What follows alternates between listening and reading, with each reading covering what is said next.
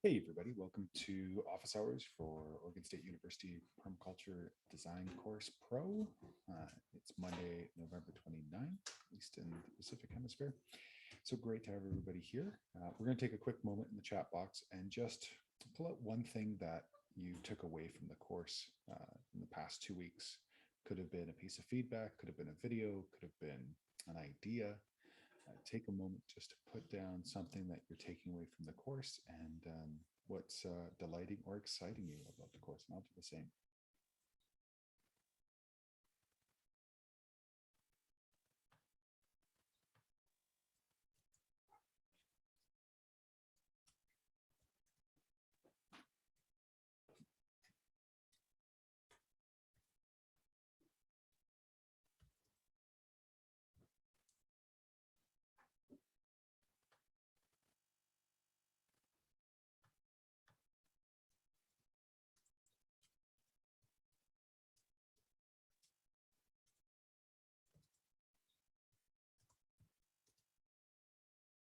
If you're just joining us, we're just taking a moment to put into the chat bar something that you're taking away from the course, something that you've picked up from somebody else's assignment, maybe something you've seen in a peer review, or something that you're looking forward to diving into deeper.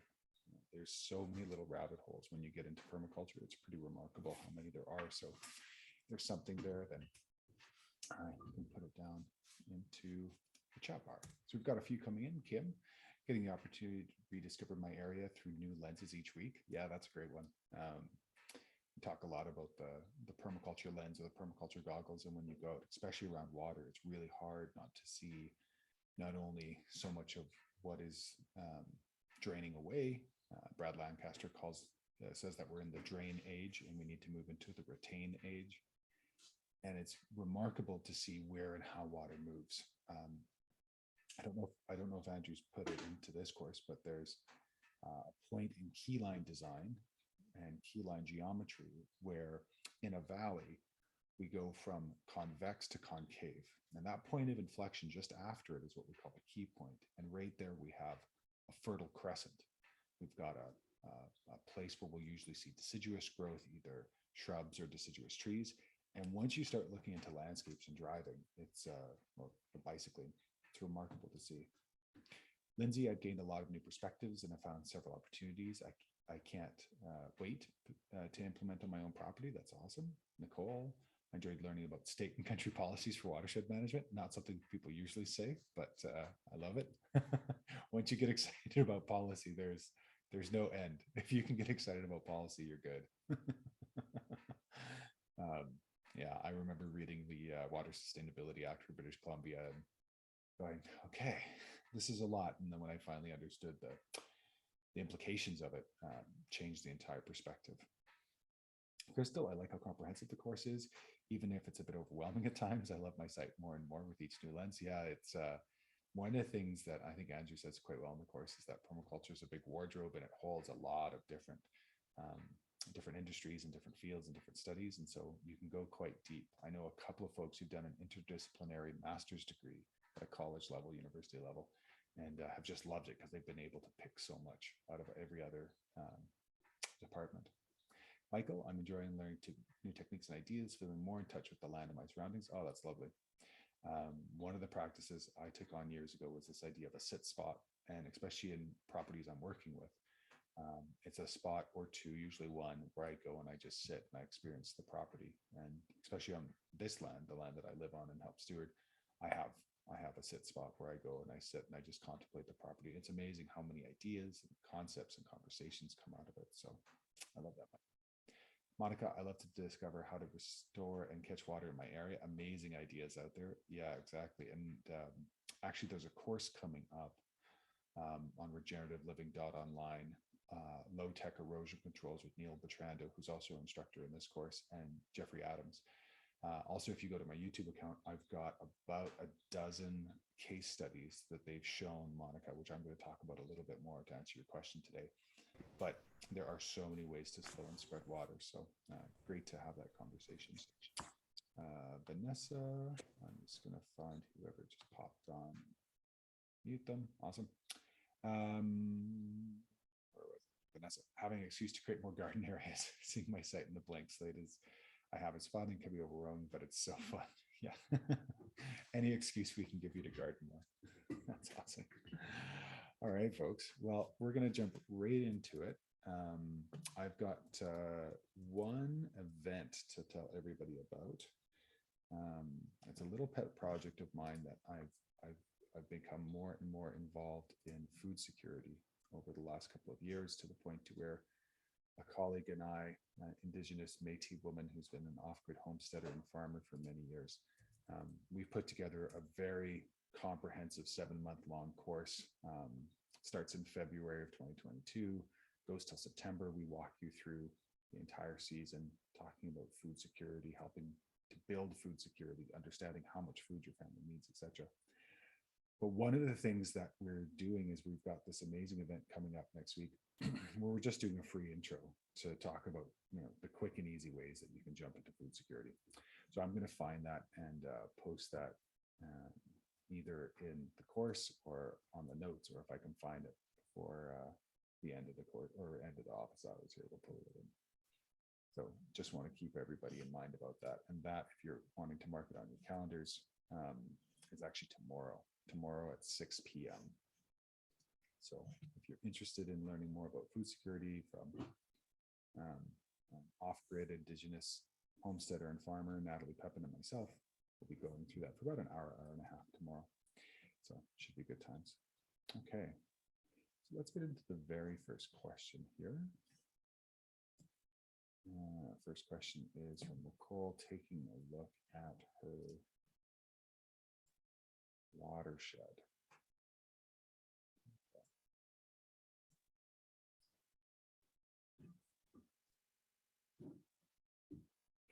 So Nicole, I'm guessing that what you're wanting to do is just take a look at what is the watershed that actually affects you. Is that right? Hey, so what I'm discovering is that the Middletown Road is actually a road that splits two watersheds. So the site is actually on the left side, so that's the Twister Creek. But then the right side of Middletown Road is Ridley Creek. And with the way all of these hills and high points are, I feel like I'm just struggling to pinpoint exactly. Maybe I need to zoom out more. Yeah, okay. Well, let's take a look at it here. So we've got 430, which is here, and then we've got 440. So you're basically on. I'm going to zoom in here a bit more. Yeah, so you're basically on a high point. Yeah. Right. Okay. And then do you have a sense of where the drains are for the road? Does the road cross at all in terms of its drainages? So that this where your mouse is at, I'm not quite sure where drainage is on that side. So I'm not sure if I know what you're asking, actually. Sorry. So one of the things that I'll do, especially if a property is near a road, is I will walk the road and get a sense of where the ditches are and where the drainages are. So I'm going to pull up some annotation tools here. The reason I do this is that I need to understand what I'm looking at. So let's say that we've got drainages on both sides, and I'm going to guess, because we've got 440, 430, 420, so it's moving this way and then it's moving this way, that basically drainage is going to run, I would imagine, something like this. It's going to run this way, and then it's going to run this way, and then it's going to run this way. That would be my guess, just looking at that. Okay. What you want to find out if that's actually true, and where the culverts are, if there are any, and where those culverts might be. So let's say the culverts, I'm thinking about a property I was working on last year, and this property had a couple of culverts that actually crossed into the property. And let's just disregard our topography here. We're talking about that other example. Basically brought in about a quarter mile of road. Now, the thing about roads are, you can think about roads when you're talking about water harvesting as gutters. Roads are like gutters because they bring in more roof. So when I was doing the calculations for their site, I actually had to go up into the landscape and actually taken all of this landscape, because for my site and the topography there, it made sense. So the one thing I would do in your site is I would walk this road or drive this road, get a sense of what its grade is. So is it moving away? Like obviously it's moving down this way. Okay. I would imagine it's moving this way. They wouldn't have created otherwise. But I want to know if it's picking up anything more. Now, the only reason for that is on this 440, on this height of land, probably only going to be picking up a bit. But generally, looking at your site, your watershed map here is actually going to be pretty small if that's not the case.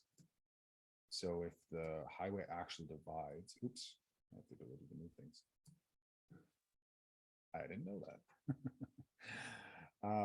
So if we go back to my annotation tools, here we go.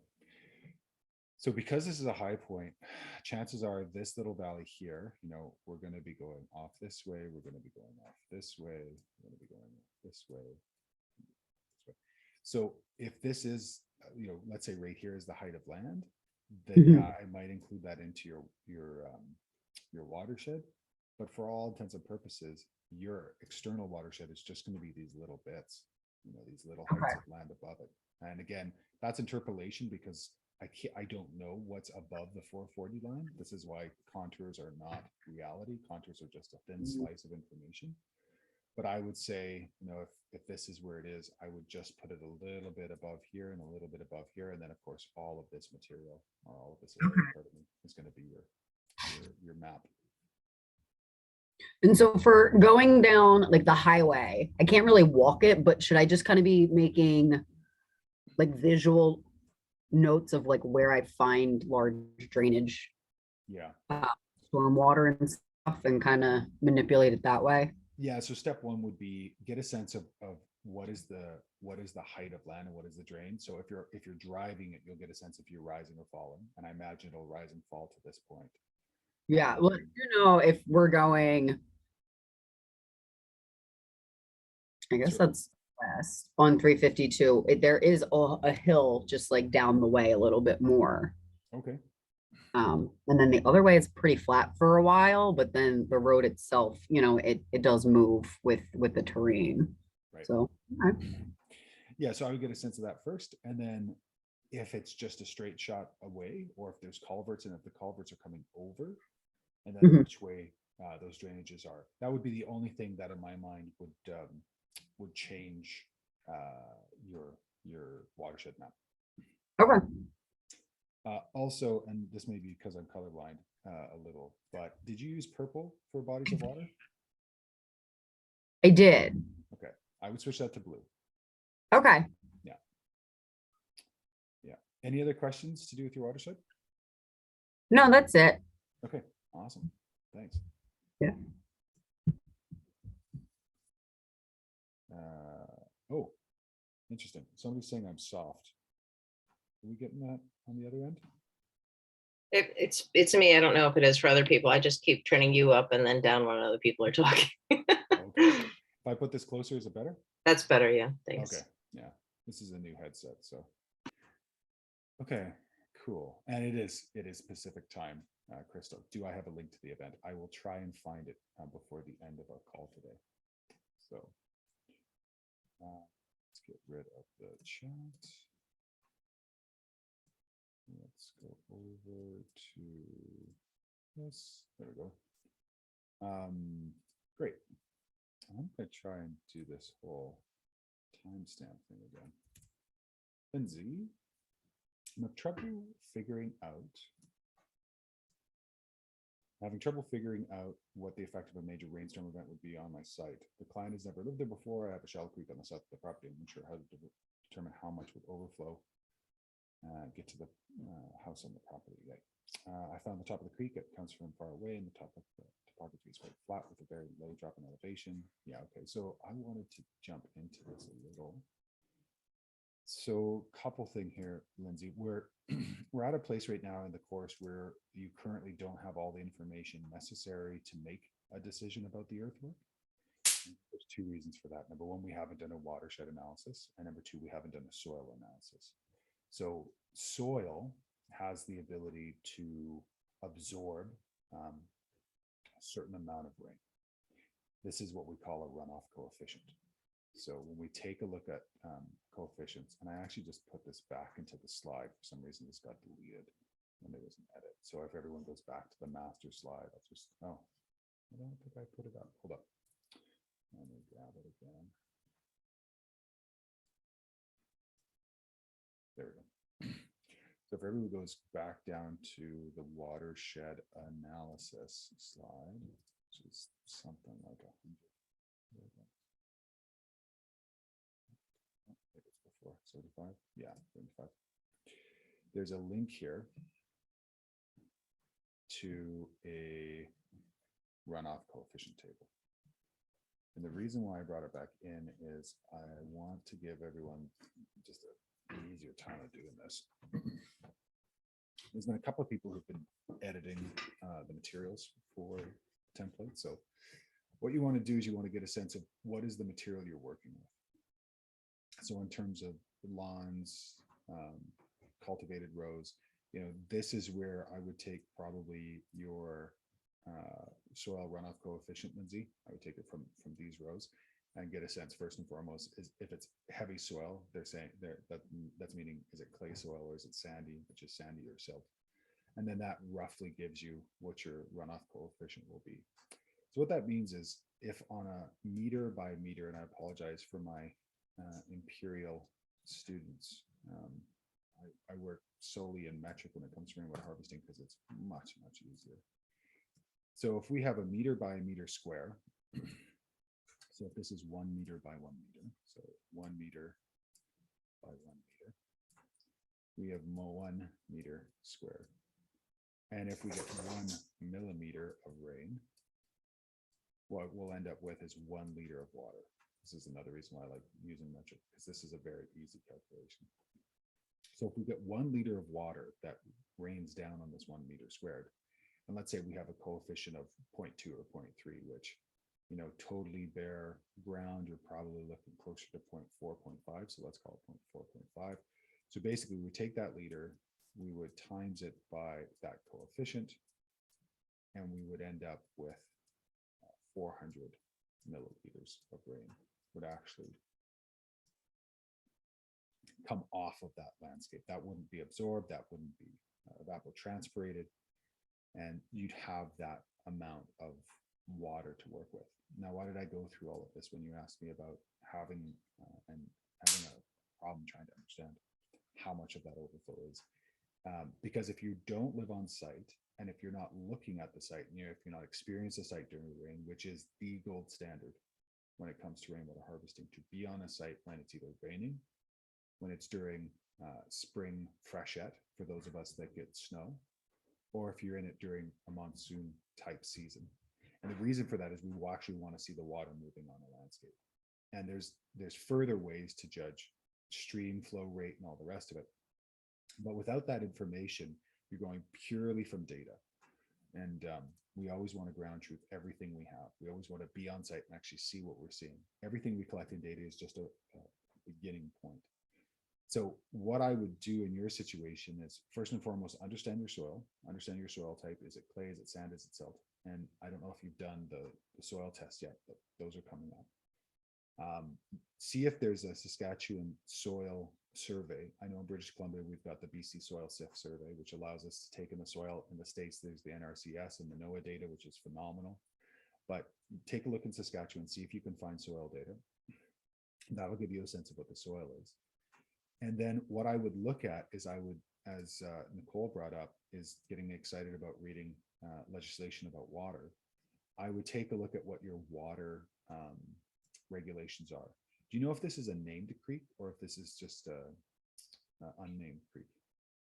I think it's unnamed. I have like 12 different maps that I've pulled up, and I can't find a single one that actually has the name on it. Like, it's so tiny, it's almost inconsequential. So yeah, and I I was thinking about reaching out to the RM. That was kind of my next thing. I had a really hard time also finding like topographical maps that gave me contour lines and like the actual elevations and stuff like that. So I've managed to cobble together a whole bunch. And yeah, I was just wondering about like the soil thing that you were talking about makes sense now because I was reading the coefficients and stuff like that. I think I have a soil. I haven't actually finished that, but I think that's where I'm at. Okay. Okay. Well, yeah, if it's unnamed, chances are there's more wiggle room about how potentially you could use that. Potentially you could use it with a gravity fed pipe. The way gravity feed usually works is you're putting a gravity tube into that water and you're using it. Do you know if the landscape has any water rights to that creek? I don't. She did mention that if they change, like if they want to put a dugout on the property, but she mentioned that they can't touch the creek in any way. Like they'd have to talk to the watershed about it because it's all natural prairie right around it. So yeah, I'm gonna see if I can find out more information on that. Yeah, and similar question to Nicole. In terms of this road, I imagine the road is high on the right-hand side and low on the left-hand side. Do you have a sense of what the ditch looks like? It probably drops maybe like 4 or 5 feet. Like it's a pretty solid ditch. And you're right, it runs from right to left. There's a culvert like underneath their entryway from the gravel road into it. But like that top corner where the little purple box and their power and stuff comes in, like that's literally the highest point Mhm. pretty well for, I don't know, maybe like 20, 30K. Like that would be almost, The height of land. yeah. So I don't like when it comes to the whole putting a dugout and swales and things like that, like they need water capture, but there's literally no way, I don't think, to get water into that besides just rain or, like you said, like pumping something from the creek up into it, I think. Okay. The other idea to take a look at and start to play with is, while you're saying the depth of the ditch is 4 feet, right? Approximately, yeah. Right. So I'm just going to draw this out to make sure I totally get it. So let's say this is our using blue, Javan. Tell everyone don't use blue for anything but water. Come on. Like for the water to get from the road into their property would have to be probably a major flood event. Right. Right. So if this is A and this is B, so A and this is B and this is A and this is B, I imagine, having spent a fair bit of time in Saskatchewan, we've got a crown road, we've got a ditch, and then we've got the property, something like that. Yeah, pretty much. The property is probably right level with the road. Okay. The top part of it. So something to keep in mind here is that while that would be the case up at the top, and if this is the height of land, does it continue to get higher going to the right? No, it starts to slope or drops just a tiny little bit. Right. So there may be an opportunity, picking up somewhere along here or somewhere along here where what you're actually going to do is dig in and around. Now, this is kind of a hard thing to describe, but it's kind of like if you're going back to this idea where this is the ditch, at a low enough point, you can actually create a pickup that brings water into a site. That may or may not be suitable for this site, when what we may want to do is just do overland flow. But trying to get a dugout into that top right-hand corner, or pardon me, the top left-hand corner, so that way it's not necessarily in line with the house in any way, shape, or form, is probably going to be the work of evaluating if it's valuable or possible. And so the way I would do that in the way that we were just talking about is, let's say that we picked up a swale and we took the highest continuous contour on the property. So, our highest is here, our second highest is here, our third highest is here, our fourth highest is here. And what we're trying to do is gauge what are we gaining by which contour line and how much water do we pick up. So this is purely a math conversation. So this first one gives you this much capture, whatever that is. Then your second one picks up this much capture. Your third one picks up this much capture. And it would seem between, if we're going to go 200, 194. What is this, every 2 feet? It must be. Oh, it's 201. Oh, that's weird. So 01, 94, 1, 2, 3. Huh, that's curious. Are these every 2 or 3 feet or thereabouts? I don't really know. That was just the site plans that she provided to me. That was what was on it. Curious. All right. It was in meters and I converted it. So unless I did my math wrong, but okay.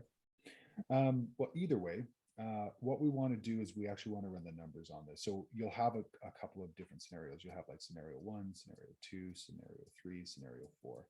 And in a spreadsheet, what I would do is I would basically put in, okay, what's the area here? What's the area in feet or meters squared? What is our rainfall? So exactly what we're doing in this assignment this time. And then what's that coefficient? And so what potentially is the overland flow?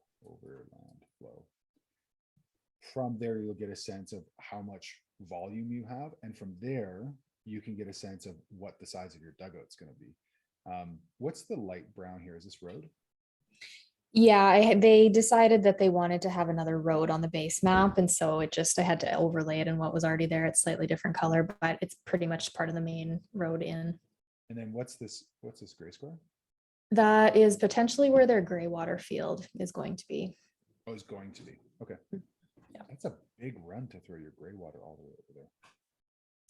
Yes, you have to, in order for you to drain your gray water onto your land, at least in this RM, they have to be right at the 10-acre lot. And so I think they have to like get it far enough away from the house. Yeah. Okay. Yeah, that makes sense. All right. So what I would do is I would go through this due diligence and just see what you're picking up. And so whenever I'm hired to do water assessment, this is all the due diligence that you have to do to justify the cost of moving to Earth. In North America, unlike in Australia and Europe, excavators don't move per meter square moved. They move, or meter cubed, they move per hour. So a big part about that is, well, roughly how many hours is going to take, but first and foremost, how much earth do we have to move to get the volume? So let's say we come up with like a megaliter of water within this. Okay, what does a megaliter of water dam look like, dugout look like? And so basically we're just putting it into landscape and seeing if that has value to us in terms of what our process and our tools are. I could imagine if you were using the road as well to pick up for the swale, that would be fine. But basically you just have to run the numbers. And from there, the other thing you'd want to do is if it's a seepage dugout or if this area actually has clay, do you know at all what the soil is like? It's down at least 3 feet. It's like pretty mixed, like topsoil. It was previously crop, like field crop. And then below, I'm not sure how far down, it's like solid clay. Like all the big mounds of dirt that are in the yard right now from where the foundation was dug out are like 100% clay. So awesome. Well, that bodes really well for lining dugout and having that for water, or potentially coming into. So the other way to do this, which works out really well, is if you've got a layer of clay that's below, what'll end up happening is we'll dig out or excavate down to this, dig into, and then we'll use this A clay to become the dam wall, and still keep everything in what's called dead storage. So dead storage is if it's below grade, and generally any water board is going to be a lot happier with dead storage than live storage. Live storage is when you take that material and you go up, and now all of a sudden you have more water on that landscape than you would have normally. So what I would do is I would reach out to your water officer. There will be some kind of water officer for your area. Let them know what you're contemplating and just get a sense of what's permissible within the regulations there.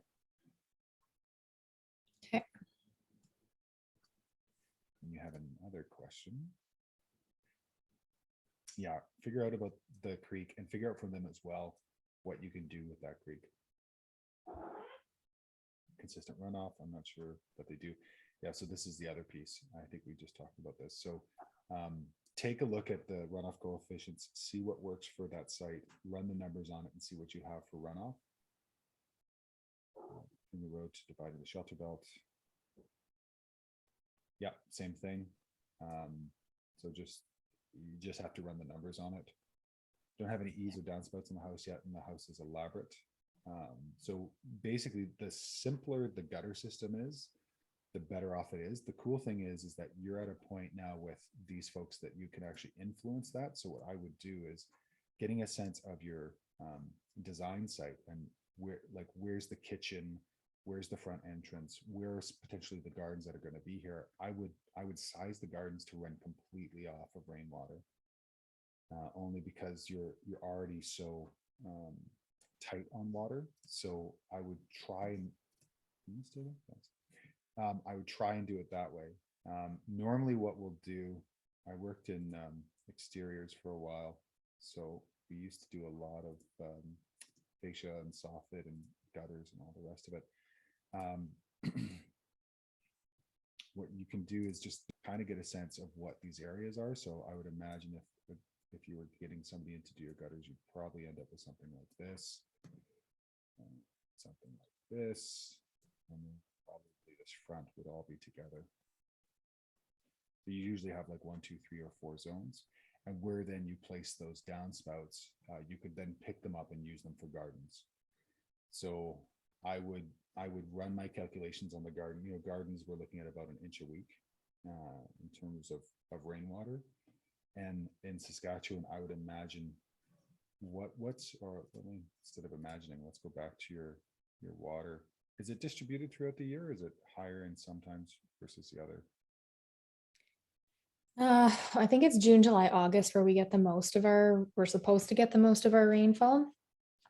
And is that proving true, or is that something that's more historical? We are probably on our 3rd year of pretty significant drought. So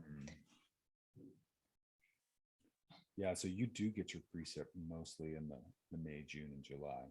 So that's when you're going to be capturing, and your millimeters are on the right hand side. Yeah, so you're getting 60, starting at 50, 51, moving into 65 and getting into 68, and then otherwise it's pretty nominal.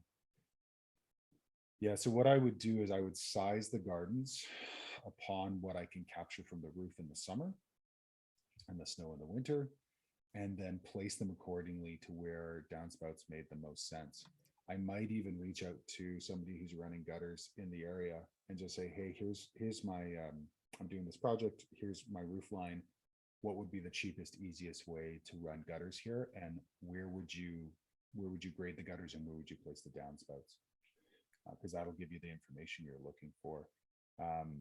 Because you can do it 2 ways. Hey, I want it done this way and it costs more, or hey, this is the way they would do it normally and I'll work with that. So depending on what the difference is, like if it's 50 or $100 to put them exactly where you want them, I would go that way. Where's the kitchen in this? on the south, that little jut out on the south there, that's sort of like the deck area that pops out from the kitchen. Okay. And generally, if I remember, this is that southeast corner is, southeast corner is high compared to the southwest, and then this is highest. Right. So when you say, like, would it be recommended then that they put in like an actual water tank kind of thing? Because this house is gigantic. I'm not sure the exact footprint on it, but there's definitely, a lot of roof. I would. I think we're moving into a time when our water supply is becoming more and more precarious, and our water distributions are moving erratically, and getting wetter and dry is getting drier. So I imagine what we're going to be seeing with cloudburst is that we're going to be seeing more, full months precipitation, 2 months precipitation coming in a day or two. And we have to be ready to capture that rain when it's coming. So if possible, and this works generally pretty well with this southern exposure here, I would see if there's a possibility of putting some tanks up on the north side, either sinking them or having them exposed. And probably something to the tune of, 10 to 30,000 gallons, something like that. This isn't a couple of ICB tanks. This is probably a 10,000 gallon tank minimum, and then moving up from there. So I would, if this were I, and if I had the finances, it seems like there may be some finances available here.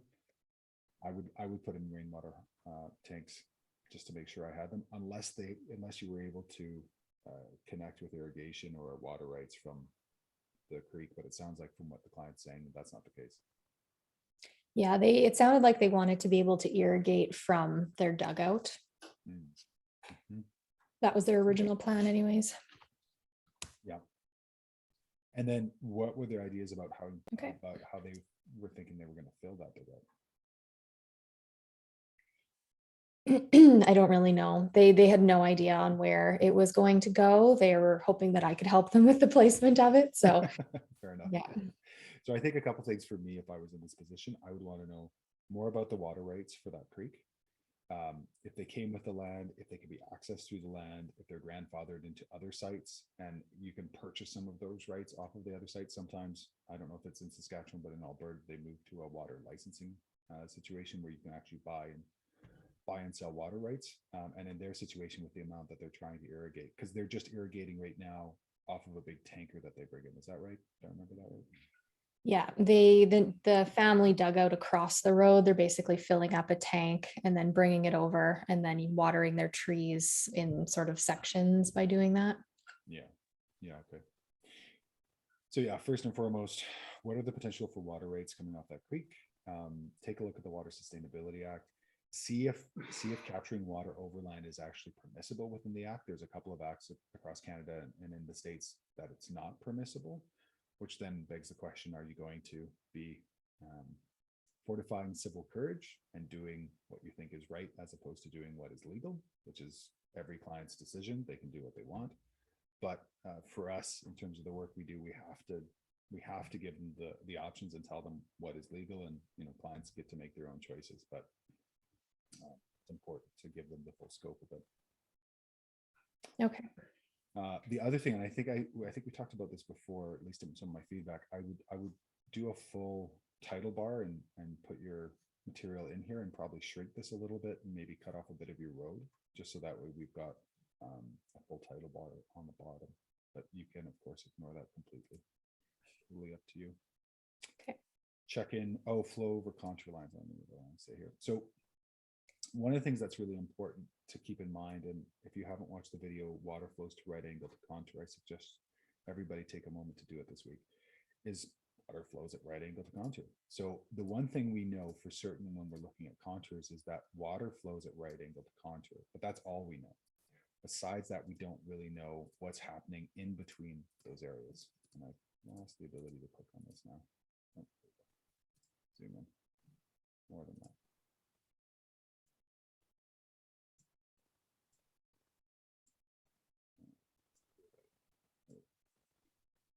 So this is for everybody.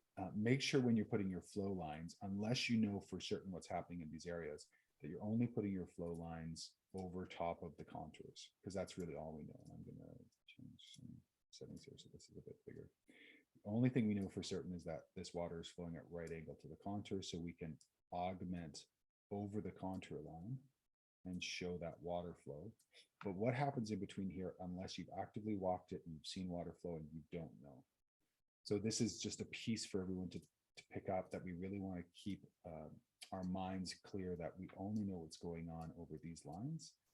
And besides that, we don't know what's going on in between. That's just interpolation. So as much as possible, we want to stay on what we're seeing as opposed to all of these different areas. So I just wanted to bring that up, Lindsay, because if you haven't seen water flowing over here, this is at best a guess. And we just want to make sure that it's very clear that we know that water is moving along here and spreading out on our ridges and concentrating in our little valleys. But otherwise, across these big slopes, again, unless you've seen it, which I'm totally fine with, if you've seen it, keep it. But we want to make sure that we're being as accurate as possible with the information that we have. Does that make sense? Yeah, thank you. Cool. See, there was a chat. Fun fact, if you Google that quote, another Javan video will come up. That's unfortunate. That's cute. It was helpful. I was like, oh, great. I'm definitely getting the information I need. That's fantastic. Oh, hilarious. Monica, can you explain some good water collection? Oh, let's do that little thing. Got this 41.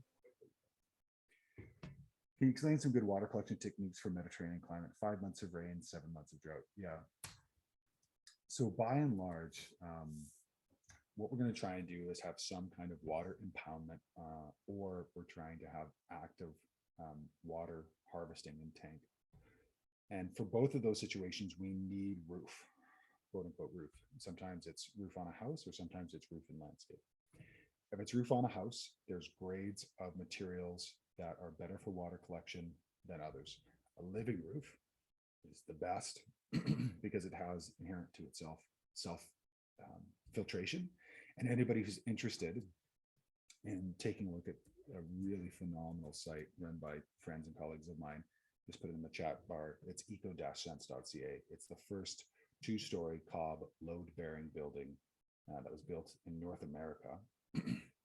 And they have a living roof, and their rainwater comes out at a higher filtration level than I think their well does. If I remember that quick. Because when you're putting in a living roof, it has the ability to filter that water.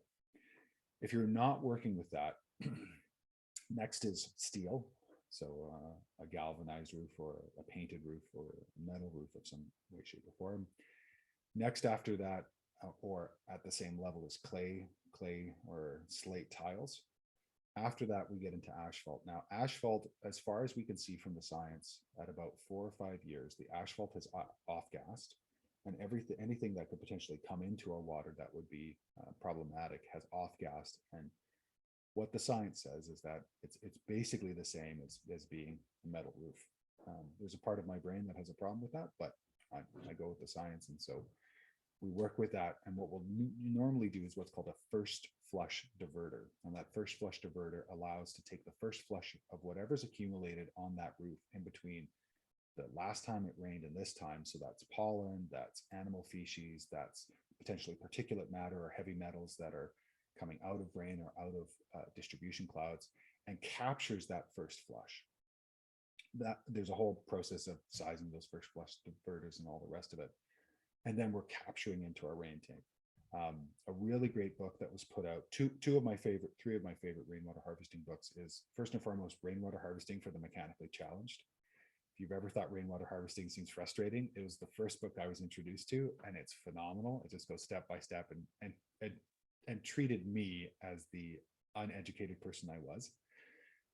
Then we get into Brad Lancaster's book, Rainwater Solutions for Dryland Strategies. And then Verge Permaculture put out the Essentials of Rainwater Harvesting through New Society Publishers. And what they found, and this was interesting new science that I hadn't heard about, is that one of the ways that we collect rainwater is we have what's called a calming pipe. So we don't have a pipe that comes directly into the water and then shoots that water in and agitates and creates turbulence. That pipe usually comes down and comes up. So that way that water comes down and up into a volume of water, and it calms the water as it comes in. Why would we do that? Because water, and this is true for wetlands and ponds and fens and marshes, we get a biological layer, an active layer on top, and we get a biological detritus or bottoming layer at the bottom. And that actually does a huge amount of water treatment for us. Working in something called water sand filtration through CAWST, CAWST, the Center for Affordable Water and Sanitation Technologies. And they have this amazing water filtration system that only works on aggregate size, larger to smaller. And they have something called the Schmutzdeck, German for biologically active layer. And that biologically active layer is what does most of the filtration. So working with active rainwater harvesting solutions and tanks, I think is foremost, especially because if I remember, Monica, your site is actually relatively small. Is that right? Yeah, it's about like 1.5 hectare. It's about like 16,000 square meters. So it's not a big one, and it's just directly on the seaside. Right. So actually all the water, it's like if they don't catch it, all the water will just enter to the sea. Yeah. Without anything. And it's on a major road, right? It's just below the major road. So actually there are like the two main, there is a highway, just Yeah. as I explained, like around 500 meters above. And there is like a secondary line, like a main road. It's a normal, like a 2-line main road, and it's just on the property line. But the major highway, it's like up, and I was like wondering like how much it breaks the watershed, because it's just like, it goes around on the 100-meter altitude, just exactly on the line of the 100-meter altitude. So whatever water's supposed to come from above, I guess the highway just collects it. And I don't know if it distributes it well all over, or if you can see on my side, there is like a river. It's like 1.2 kilometers from the site. This blue line is a river.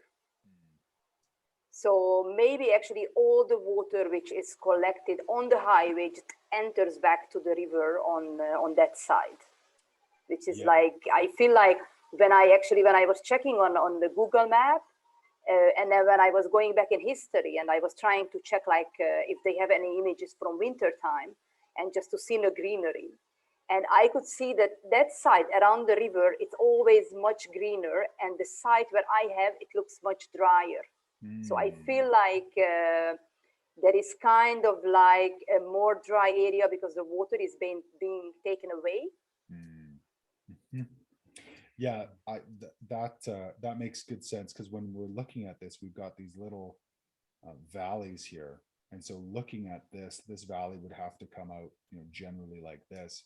And so if you're not seeing that water distribution, chances are that this water is being channeled and taken over to the existing drainage. Yeah, exactly. I'd be very curious, similar to Monica and Lindsay, to walk that river, pardon me, or highway. I'll get there eventually. Walk that highway and get a sense of where that drainage moves, or if it does have certain points where it's trying to drain off a bit of that water in existing drainages, or if it does completely dehydrate below. If it does dehydrate below, then you're working with less potential water to start off with, and you may want to take a look at that secondary road and see if there's any overland flow.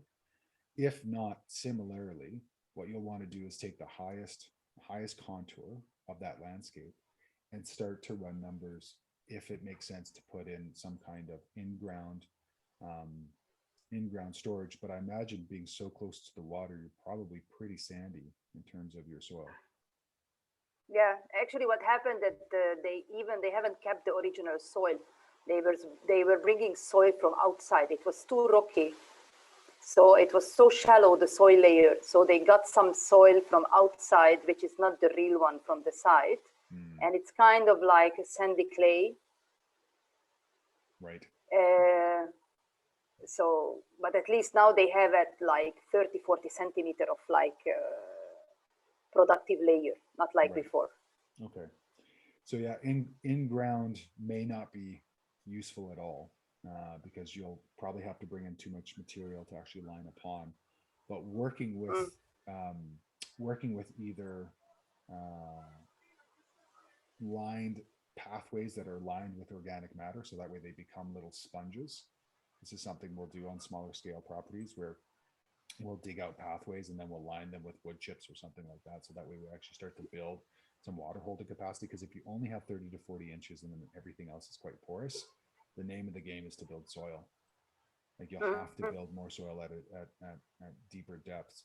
The other opportunity would be if there is any collection off of that roadway. But yeah, I would imagine tanks and either working with hugelkultur or swale will probably be the two opportunities just to sink more water in that landscape. But again, if there's no organic matter there to start off with 30 or 40 inches below, it's not going to magically appear. So you'll have to introduce it in some way, shape, or form, and that's where the pathway idea comes in, or that's where, you know, 1 or 2 large hygge cultures that actually takes up that water, starts to decompose and creates it. What are we looking at for temps for you over the season? Could you put your portfolio link here to us? Yeah, sorry, because I don't like to work on Google Slide. I am always working on my own slide, and then I just put them in on online. Okay, yeah, just whatever you've recently put up would be fine. Yeah, let me just 1 second.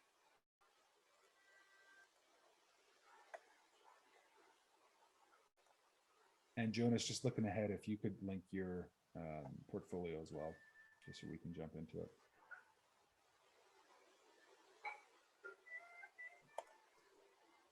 While you're looking for that, I'm going to pick up the event. Yeah, let me 1 second also, just let me, okay.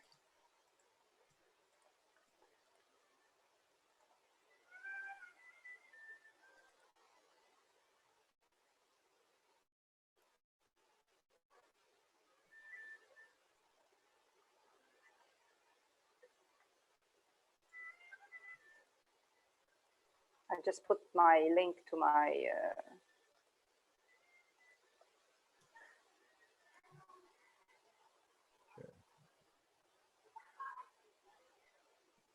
Is it visible now?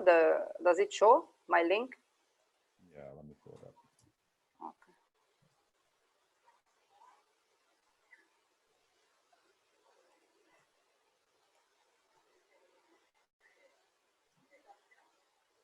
Okay, so we've got 834 millimeters of rain a year on average.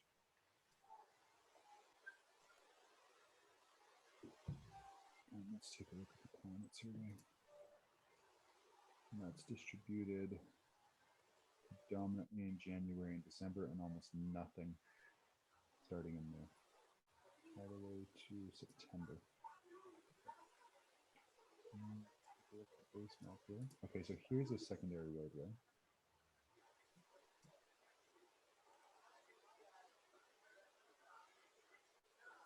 Right. Yeah, I'm super curious, Monica, about what's going on in the ditch here for this road.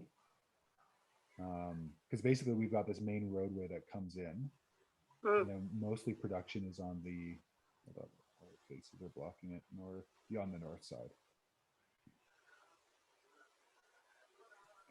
And then generally we're on a high side is on the east, and then we're getting low on the west. So yeah, I'd be very curious to see what we have for rainwater harvesting here, and then what we can work with in terms of working with this landscape. Obviously the retaining walls were created, but any sort of organic matter incorporation on the backside, or even creating organic matter terraces. What is there locally in terms of organic matter that you can import in bulk? Actually, they have a lot of carob trees they are using as plant organic. I don't know if from animal production could be used as manure, as any organic matter. There is too much pine in the neighborhood, but the pine is not good. It will become very acidic.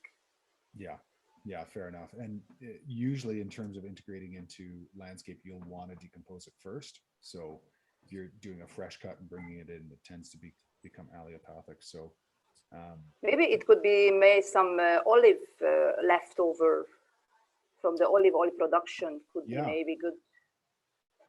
Yeah, anything that you've got large scale production usually has chaff that you can take. I know down in the Dominican and in Cuba, we used to get the refuse from sugarcane and rum production. So we have a lot of banana production, maybe from banana leaves. Fantastic. Yeah, bananas are amazing for decomposing and creating good soil. So I would take a look at that.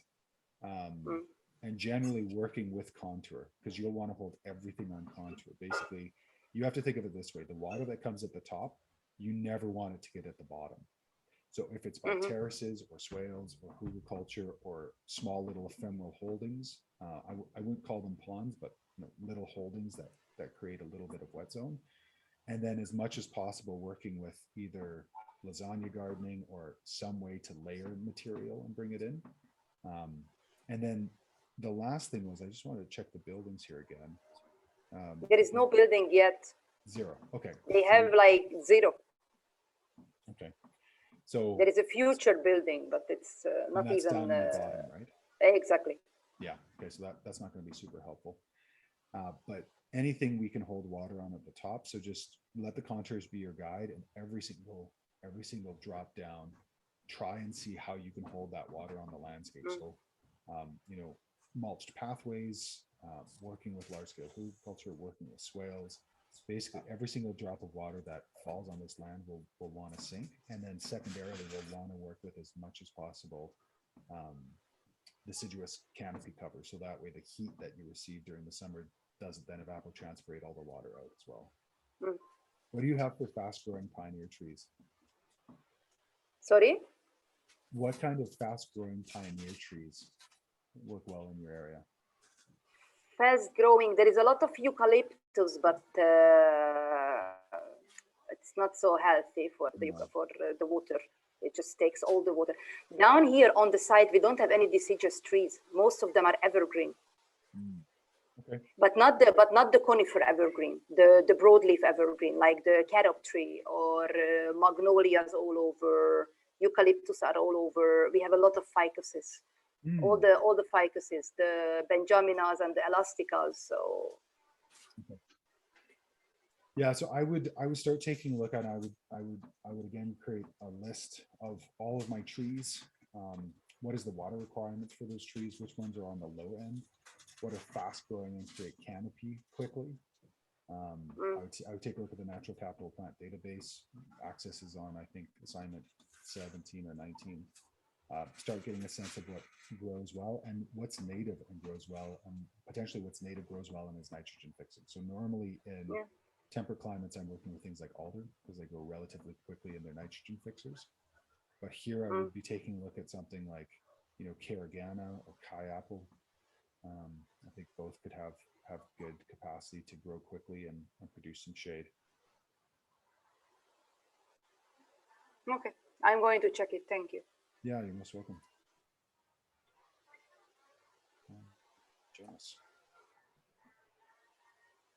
Jonas, can we get your link for your assignment here?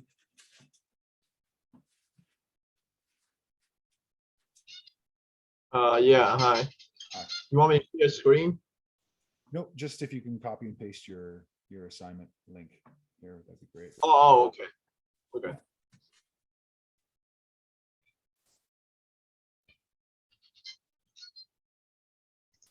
Well, I'm not sure because I haven't really filled in anything, so it's. That's I don't fine. know. I just want Do to you use your previous base map and whatnot for reference. Okay. And for everybody else, we just want to get into the habit of putting in the portfolio link so we can use it for quick reference. Chances are we'll always be talking about something that's context specific. All these sites are different. That's the interesting thing about this work, is every single site is different.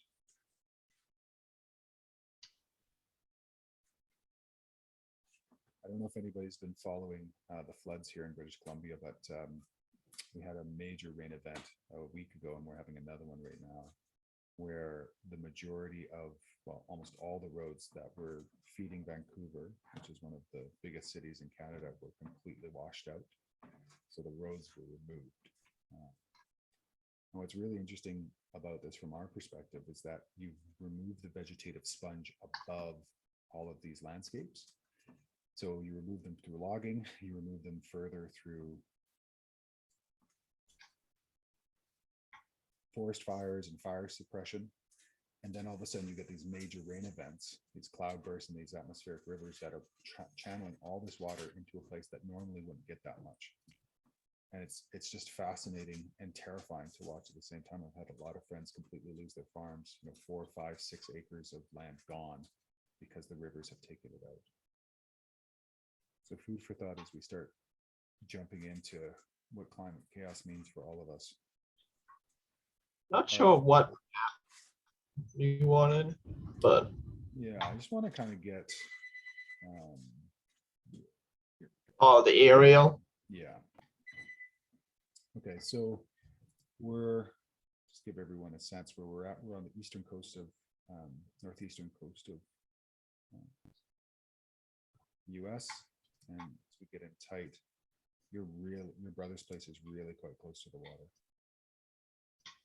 Yeah, it's only like 500 feet away from the ocean. So the question is, what is different about being on a coastal site? And the second assignment, I think someone said about the exceptions for your watershed. So there's a couple of issues. There's a couple of issues about being on the coast. From a climate perspective, you're usually more moderate because the water body that is the ocean accepts and removes heat in a more moderate fashion. But the other thing is that when you're at the bottom of a watershed, this is not always as true in urban environments. You tend to get a much more intense experience of the watershed because you have a channelization effect. So there's a lot more roof to the bottom of this, call it gutter, or coming into the final drainage, which is the ocean. So one of the things that you need to consider when you're working in your watershed here, and almost all calculations are off once you get into the urban watershed, because understanding and working with urban water management is almost impossible. It's hard to get the information, so we're almost always working on a lower scale. Is just understanding where you are in that watershed and what the effect is. So for you, Jonas, it's not going to make a huge difference because you're in an urban environment and most of that water is managed through stormwater management or storm sewer management. But when we're taking a look at larger scale watersheds coming into main coastal environments, we tend to get a concentration of water. So that means however this watershed is working, now within the built environment, that water is going to be channelized and it's going to be drained in certain ways. And all water management, when it comes to the built environment, is going to come to a place to where the sizing of the outlet is at some point going to be too narrow for what we call our 1 in 500, 1 in 1,000 events. We're seeing more of those events back to back to back. But in this situation, if you wanted to go deeper into it, you would reach out to the city, get a sense of if their water management plan was available, where that water gets channelized and where it gets released, and what that might mean for your site. But in terms of the urban site, generally it's not going to make a big difference. Oh, okay. So would you say it makes, yeah, like how would it be for, yeah, because I know there's the micro and the macro. Mm-hmm. So, and I know there's actually a couple like marsh preserves and rivers, whatnot around that area. But the macro, how far like out would it be? Or you just pick a watershed and you stick with it, kind of? Yeah, so there's a couple of ways of looking at this. I'm going to bring back up Nicole's assignment here. So when we're talking about macro and micro, what we're trying to get a sense of is what is the total watershed that might influence your site? And then as we get down to the micro, what is the site that's specific to yours? Now, with Nicole's here, where she is here, we're right at the top of this watershed, but let's put her someplace else. Let's put her a little bit lower down. So let's say that we put her, let's put her about here. Okay, there we go. So let's say if this was Nicole's site, and if we went all the way up, and the way we do this is we take a look at our ridges first, and then from our ridges, we go to our valleys. So in our ridges, we've got a ridge here that comes up to the top, and again, hits that height of land, which is one of the reasons why we do heights of land first. We've got a ridge here that comes up. It kind of comes this way, interestingly enough. And so without knowing the extra material that's here, we don't know what comes around here, but we can assume that this height of land and this height of land connect in terms of our watershed, and then also comes down here. So we have another ridge that comes up here. And then we have a bunch, let's say that this This road isn't here. This is another 450. So this is 450, 440. So hypothetically, this is actually going to come in like this, come in like this. This drains down on both sides. This is what we call a very interesting saddle that comes this way. So, we have a height of land here again, have a little valley here, and then something along here. I don't know, maybe more like this. It's more and more difficult to tell. So this would be what we would call the micro watershed. So it'd be coming up here. So let's call that my rough line, and we'll go in with the yellow. Let's go with purple. Let's see, this long way. This is my first stab at it. So something like this would be what we would call the macro. Pardon me, the micro. This is the immediate area that would affect her site if we moved it down here. So that would be the micro. The macro, if we zoomed out, what is the watershed that this site lives in? So what are the major boundaries that this comes into? And most of those watersheds will be named. So this would be the micro, specifically around an area that influences it.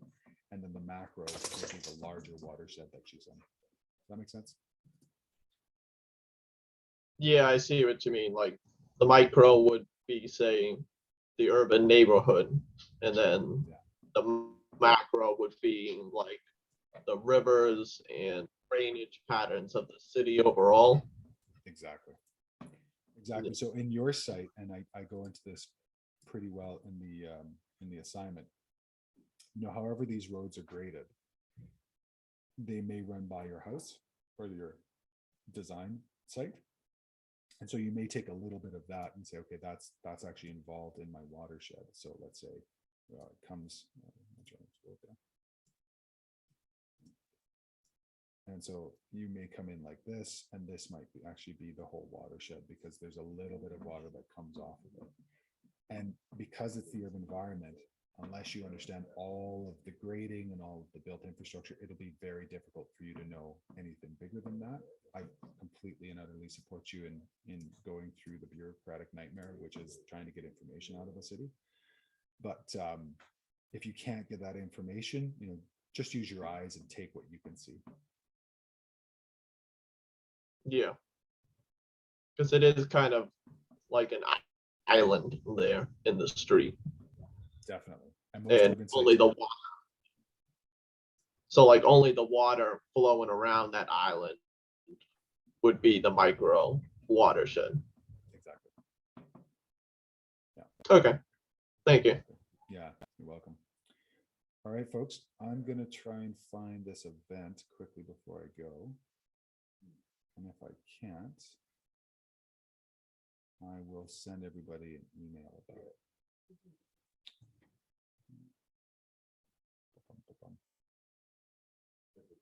Yeah, for some reason I'm not seeing it on Facebook events. So I'll send an email out to everybody, and we'll send it out if folks want to jump into it. It's basically the steps to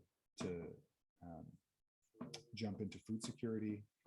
The course itself is pretty amazing. Natalie, both being an Indigenous off-grid farmer and homesteader, also is a Harvard grad and a bit of a self-professed Excel spreadsheet aficionado. And so we take people through the entire process of understanding how much food their family eats, and then from there making decisions on what we're going to source, buy, trade, wild harvest, and all the rest of it.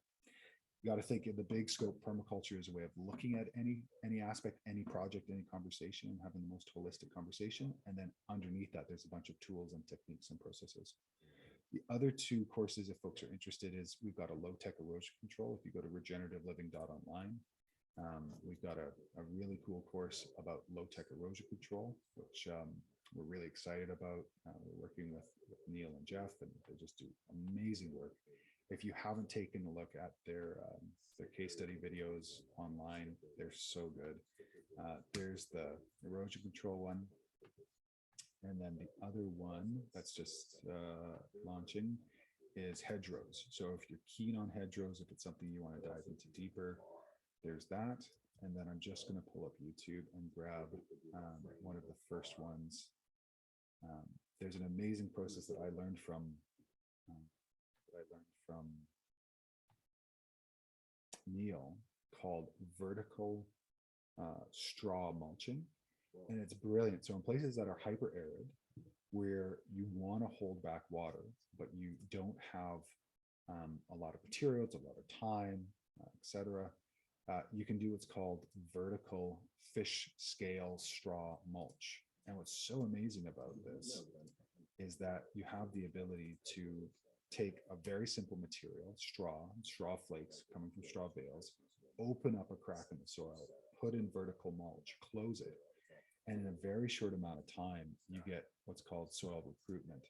So I'm just going to pull this up and gush a little bit about this process because it's so neat. And Neil's done such a good job explaining it here.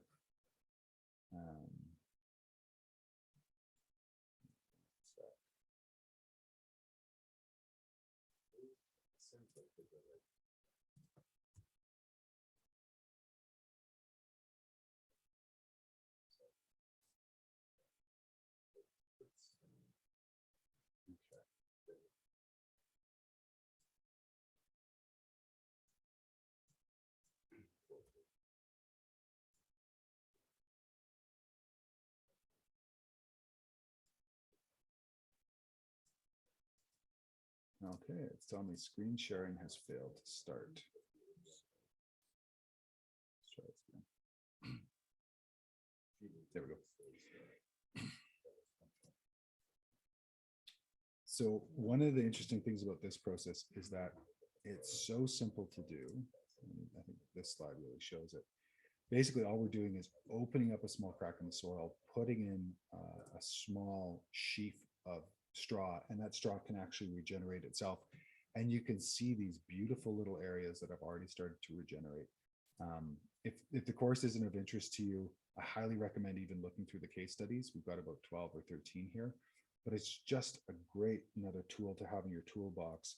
If you're working in arid environments or areas that have a really high slope that need this type of recruitment, it's a neat little tool to use, and it might be something for you, Monica, to consider in your area if you don't have as much organic material. If I had more organic material, I would do things like organic pathways and mulches and lasagna gardens and all the rest of it. But if you don't have a lot, this could be a really interesting way of working with this as well. All right, folks, thanks so much for everybody's conversation. It's been great to see everybody's face, and keep the questions coming. Looking forward to seeing more of your work, and we'll see you next time. Take care.